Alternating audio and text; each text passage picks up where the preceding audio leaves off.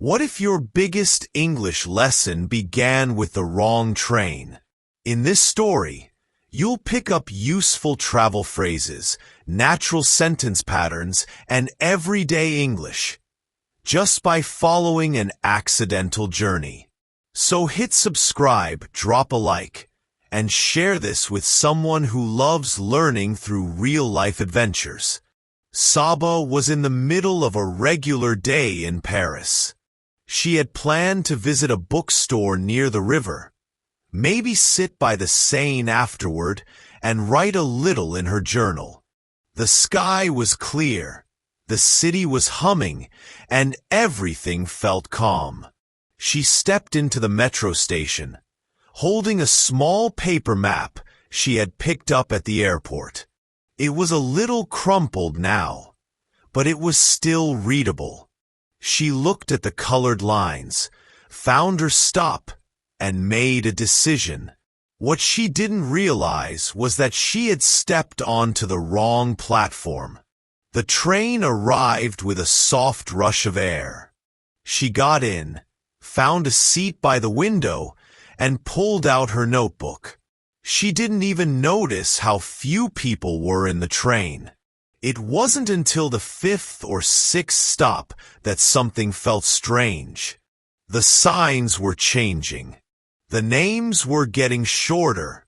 And slowly, the tunnels turned into open air. Trees began to appear.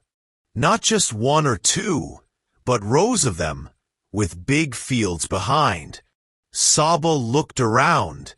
There were only 2 other passengers left. An old man holding a newspaper and a teenager with headphones. Neither looked worried, but Saba knew she was no longer in the city. Still, she didn't panic. She just laughed under her breath. Okay, she thought. Let's see where this goes. She stayed on the train for 3 more stops. Then, when it reached a quiet station with no buildings in sight, she got off. The platform was small, almost too quiet. Birds were chirping. There was a wooden bench, an old vending machine, and a path leading into some trees. No internet, no taxis, no idea where she was. But she wasn't afraid. She was curious. She walked along the path. It led her through a short tunnel of trees and opened into a field with wildflowers and a small creek running through it. She had stepped into a different world. She sat by the water and listened. It was the first time all day that everything felt still. The wrong train had taken her to the right kind of quiet. She picked a few wildflowers and pressed them between the pages of her notebook. Then she opened to a blank page and began writing.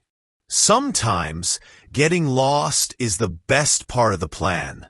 I thought I was going to the bookstore. Instead, I found a meadow.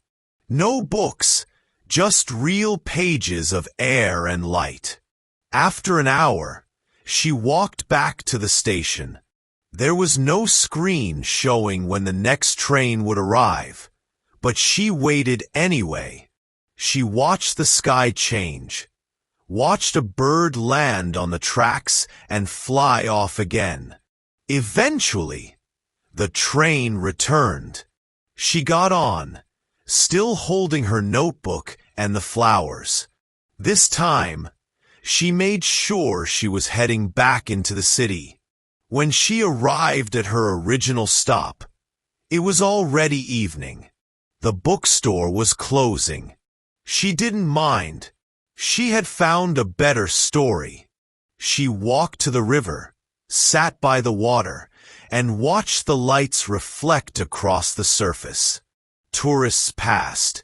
Street musicians played soft tunes, and the city felt familiar again. But Saba was different now.